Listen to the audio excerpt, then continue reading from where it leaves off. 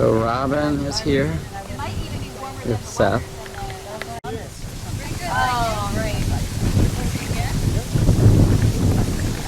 Problem is to make sure that the first one was right where it's supposed to be, so that when the next one came up, I didn't have one here and one there. Right.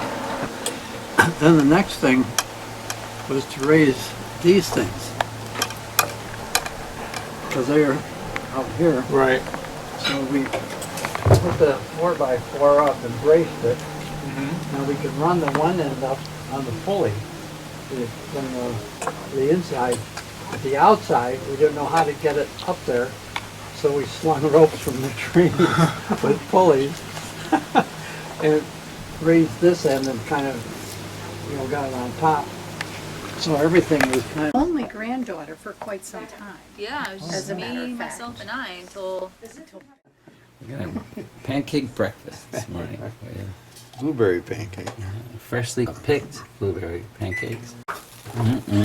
Smells good. Look at those hand-picked blueberries. Where's your little marker?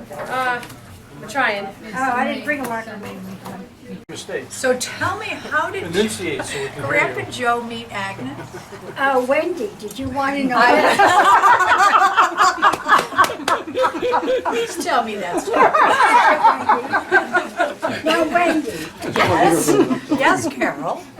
I'm listening. As far as I know, there was a wedding reception in Philadelphia. A member of Dad's family was marrying a friend of Mother's, or Mother's relative was marrying a friend of Pop's, one or the other. I thought it was in Oswego. No, it was in Philly, because that's what the big laugh was. That Okay. they were out of state and they met, and they both came from Oswego. And he sat down in the middle of the reception because everybody said, Joe, play, play something, because he used to entertain everybody. And he sits down and everybody's waiting, and he sits down, he plays In the Shade of the Old Apple Tree with all the wrong notes. In the shade of the old apple tree. And, that's very hard to do, because I tried to do it once. Tell us the rest of the story. How did Agnes come to be at this story? Because she was embarrassed for this man. Who is couldn't- No, they couldn't that play he the was piano. playing. How to play. That's right. He got in front of all these people. We tumbled onto each other. Literally. Tobogganing, right? You went with my In the girlfriend. gym, Now the story's out. in the gymnastics. And she'd say, It was a tumbling club we met at. Really? We were both in college, yeah. we just picked up where we left off. Well, that's And then they got married in their senior year. Oh, okay. Ruth and Al's wedding? It's a reception. Okay, and then where was that? That was in Farmingdale, 72 Dowd Street, Farmingdale, where we lived. Mom made all the chicken for the chicken salad. Pop put supports underneath the grate for the hot air grate, Oh, okay, yeah. because he was afraid if somebody stepped on it, would go through, The fall only people through. that were in the reception was That's funny. I was telling my mother, and she said, well, we'll have to check with your father, because Mother didn't like Frank, and she didn't, first of all, she threatened that he wouldn't walk me down the aisle.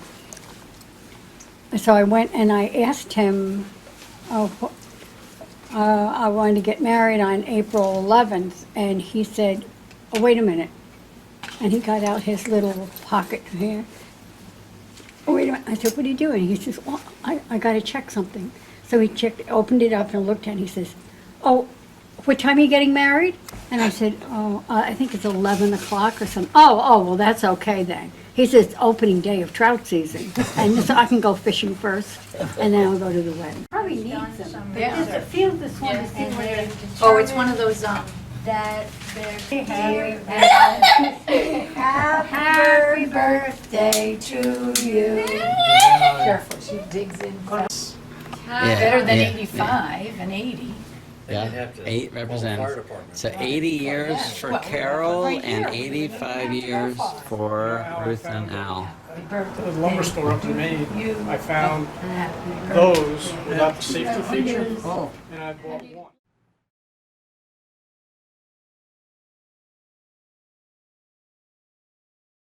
The morning coffee. They weren't claiming that, they were just saying, oh, we did it. Well, I think they're excited because they're continuing.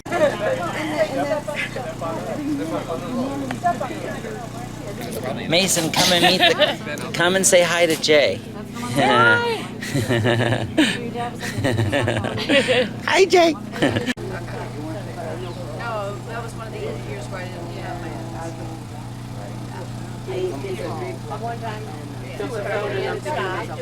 Okay.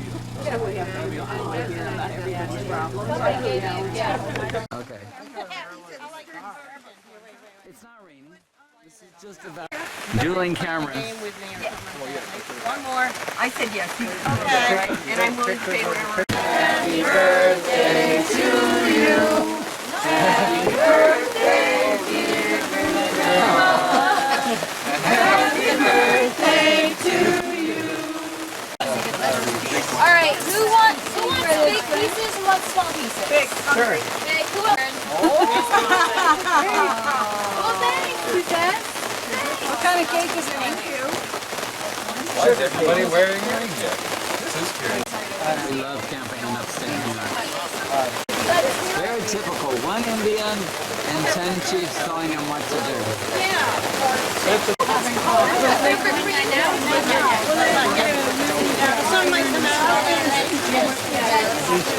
I got a blonde coffee with room for cream and sugar. So here's a quad grande, 2-pump vanilla, 1-pump hazelnut, soy, extra caramel, mocha. That's reasonable. I'm ready to go in and get that order filled. Get out of the car, what? No place to pull off. Third time, finally, they got it. The fourth time, they got it, and we took it.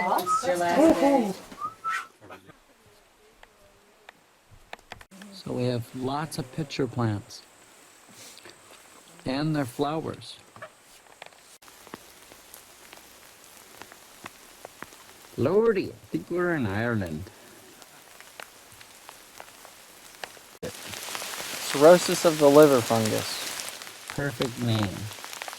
But the best thing are the real blueberries. There's Huckleberry Finn. Or maybe it's Blueberry Finn. Well, howdy. Howdy. What you picking here? Have you seen these blueberries? They like living in sandy, acidic soil. That's right. We're north of Paul Smith's here. Because we're going to go on a big group kayak run.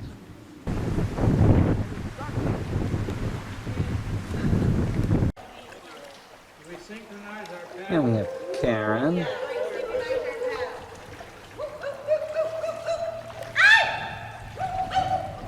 Diane. Dad. Sharon. Hello, Joe. Dave. A dog. Coda is kayaking. Good kayaker, isn't she? That's right. Good. Good form, Coda. That's called a doggy paddle. And there's the rest of the edges. That's Brady and Craig.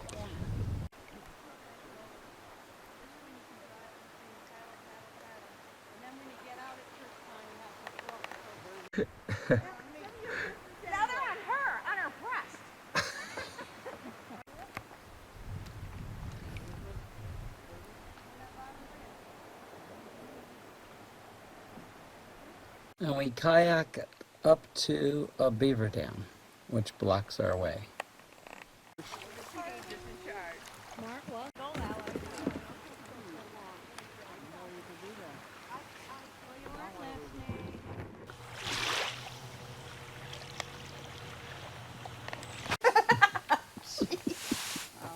Where'd the moon go? Over there behind the tree.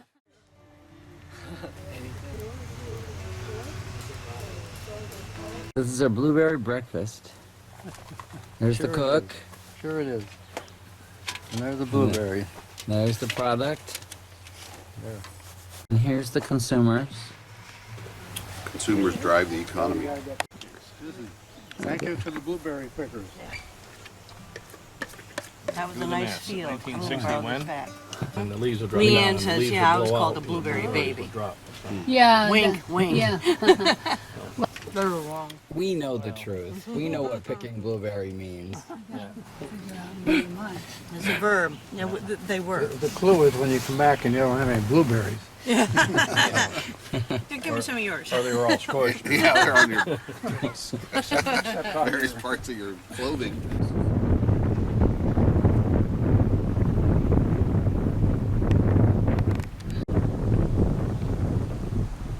Got all the ducks feeding. There he is. Yep. The water lilies and lotus.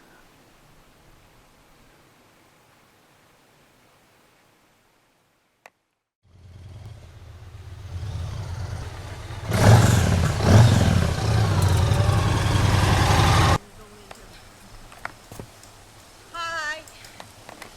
This is sunrise.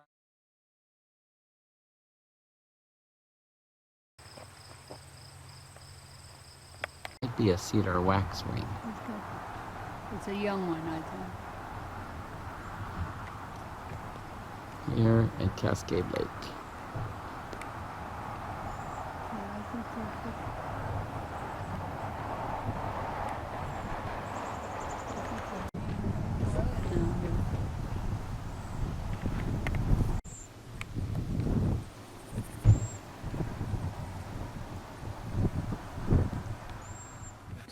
Share the bubblegum lady looks pensively over the map, poring over its contents.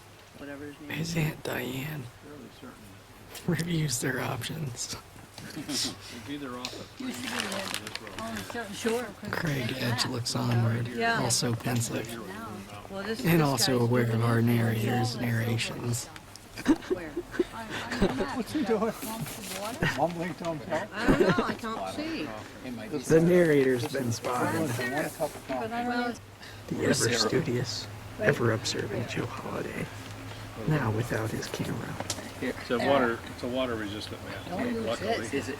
looks desperately for something to grab onto in lieu of his camera machine. And then we had a little picnic here, and this is gorgeous. The experienced yet Okay, that's what they were ever-present doing. Right, the Red kayakers Bird coming down here, and they go down here, and they had a campsite there. Yeah, oversees yeah. the operation. Beans, yeah. Right, but this is a road that, all right, this is the bridge is closed, 'cause we. The naive blackbird approaches. As the blackbird approaches, our narrator is in grave danger. Here's the blackbird. Previously, she was seen attacking, ambushing our narrator, our brave narrator. Luckily, that coffee cup is not hot. Then you got a trail of water going all the way out. In fact, it seems that their weapons are limited. To nary a ceramic cup, which even broken would hardly be sharp enough to penetrate the skin. Strong narrator. Blunt objects abound, though, and we must be cautious. Hubris has caught many a man off guard. Let's consider the scenario. Bubblegum Lady has left the scene. We must be aware of when she returns so that we do not be caught off guards. Bubblegum's mate has now left the scene as well. Perhaps to go pick blueberries to return to the camp. We've been spotted. Still, quite still. The big black bird is now oblivious. His vision is based mostly on movement, and he can only see through his bifocals. That was close. Let's return to the red bird, the overseeing, the elder of the group.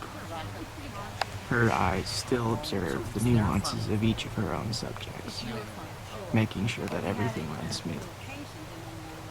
But what are they planning? That is the key question. And the answer of that question lies beyond, gray bird.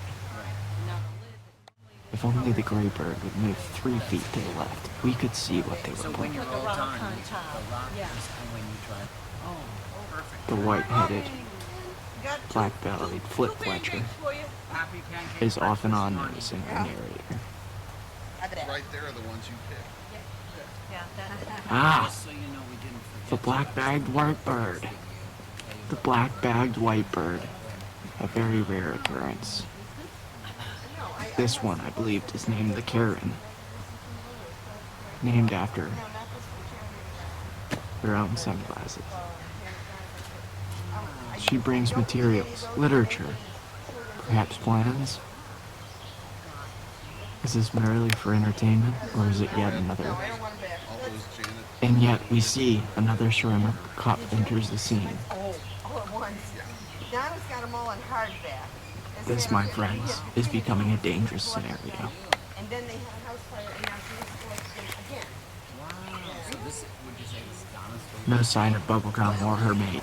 I mean, it's easy, it's like they're funny, it's Perhaps they're untying tarps, preparing for their excursion away from camp. The white-headed flip-fletcher is now noticing once more.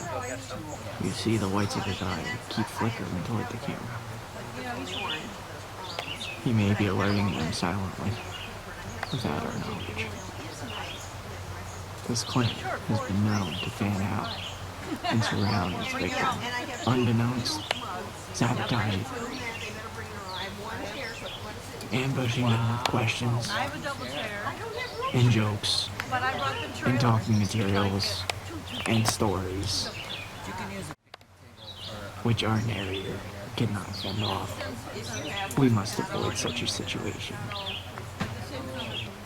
3 conversations split out between the 6 of our birds. 7 now, counting Joe. The gray bill. Now talking about bed droppings. Oh no, once more. The blackbird approaches with her trusty dog. We're in trouble.